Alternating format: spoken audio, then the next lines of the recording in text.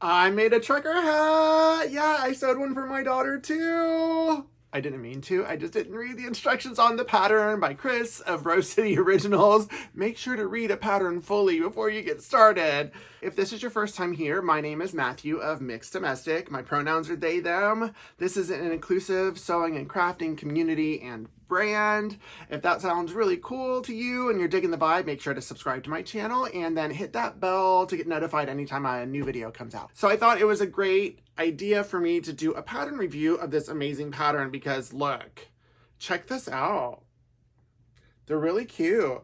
And my hair, I'm growing it out long. I want long tresses, and it's in that in-between stage. So where clips are doing great, this is great, but sometimes I don't want to do my hair and I need a hat. So I made myself a hat. My hair looks real cute today, but I'm going to show it. This video is sponsored by Craftsy. If you don't know Craftsy, it's basically a one-stop shop for the practicing polycraft jewel. Literally any kind of medium that you would want to craft or make with, Craftsy has you covered. Knitting, crochet, drawing, baking, cooking, painting, sewing, quilting, anything you can think of. There are courses with top-notch instructors, including myself, there to show you the way step by step, like this. When I set the foot down on the machine, I'll put the seam right at the inside edge of the toe of a foot. And this. By working only through the back loop, what happens is the rows pop out into relief. And right now, the first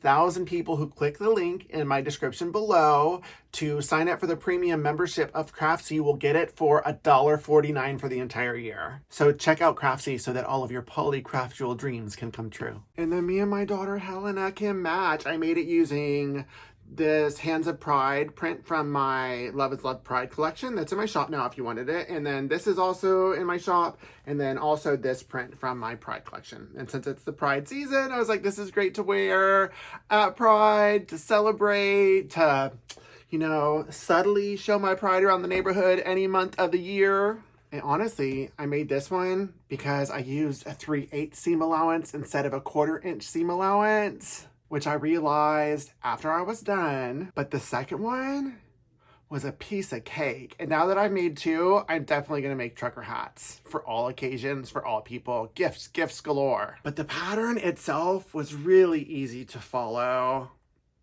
My ADHD would kick in, and for some reason, I like to figure things out instead of reading the full pattern, but I wish I would have, because then I would have known about the seam allowance, but then my daughter wouldn't have accidentally gotten a matching hat, right? So, you know, the universe. The templates were true to size, cut great. You use a 3/8 seam allowance for all of the seams instead of the 1/4 inch seam allowance that the pattern calls for, except for one time, which is the bottom seam, where you're supposed to use 3/8. Then it fits my 11-year-old daughter's head perfectly. So it calls for a heavy-duty fusible interfacing, and this is what I got. It's double-sided. You don't need double-sided, but it really did help with sewing the brim. It made it look super cute. And then the pattern calls for a lightweight interfacing, but I didn't have it because I accidentally ordered webbing instead of interfacing, and I had a medium weight, my favorite, Pellon SF101, and it actually added a great structure for the rest of the hat to where I think I'm always going to use medium on the pattern just to give it that extra like. And then the pattern also called for snaps, but I didn't have snaps because I'm like, I honestly don't know where my snaps are. They're in a box somewhere. I'm moving things around, but I did have Velcro. And really, I like that. I think I'll always use Velcro because Velcro works. It works depending on my hair voluminosity will determine how much Velcro I need to affix on there, right? And one thing that I know from apparel sewing that I didn't see in the pattern, not that it was necessary, that anytime there's a curve that you're then gonna have to flip over the curve, whenever I'm on that seam allowance that I'm eventually gonna flip over, I'll cut slots in it, like little make sure not to cut the actual stitch line. And then if you flip it over and then it splays out, it's good to go, which means it's going from like a concave to a convex situation.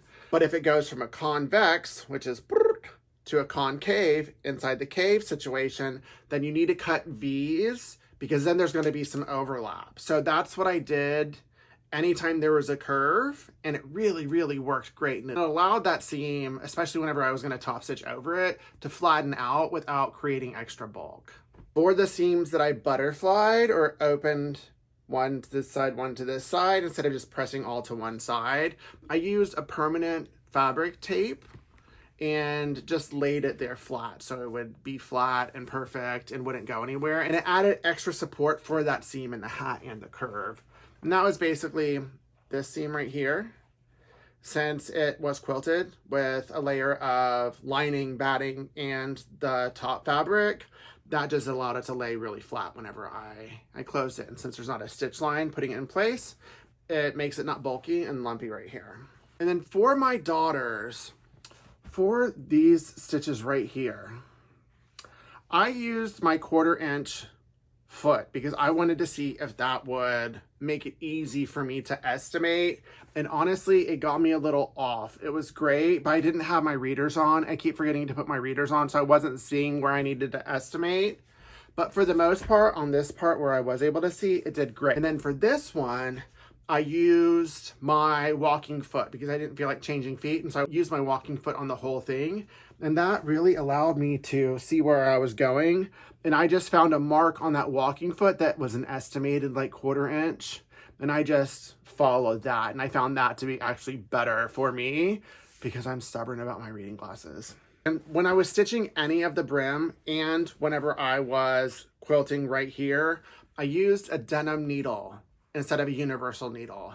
That made sure that I didn't skip any stitches. The stitches would be even and it would go through all of the layers without it getting stuck. So make sure to get a denim needle. It's really sharp, so don't put your finger underneath it accidentally, especially because it'll go through. And I also used it whenever I was putting on the Velcro. So denim needles are always great to have on hand, especially if you are going to sew hats or bags or things with lots and lots of layers. If you want to make a trucker hat, make sure to get Chris's pattern. The link is in the description here below. Of Rose City Originals, if you want to check out his shop or head over to Etsy. Then you can get my Pride fabrics. I'll always have them year round in my shop. Along with some new fabrics. Y'all, I accidentally bought a bunch of fabric for my shop when I went to H&H Americas because it's time for me to like elevate and like really turn this into a business and a shop. So the fabrics that I've been using on my projects, I'm going to start carrying them in my shop because, hey, why not support me instead of me sending you somewhere else to go buy the fabrics? Let's do it here, right? So be on the lookout for that. Oh, now that I have my Sojo back, if there are any like cool patterns that you want me to test out or do a review of or a project you want to see, then let me know in the comments. I would love to do either a tutorial or a review depending on whether it's my pattern or someone else's. Because it's been a lot of fun doing YouTube long form again. So thanks for being patient, thanks for sticking with me, and thanks for being a part of the mixed domestic community. On that note, happy sewing.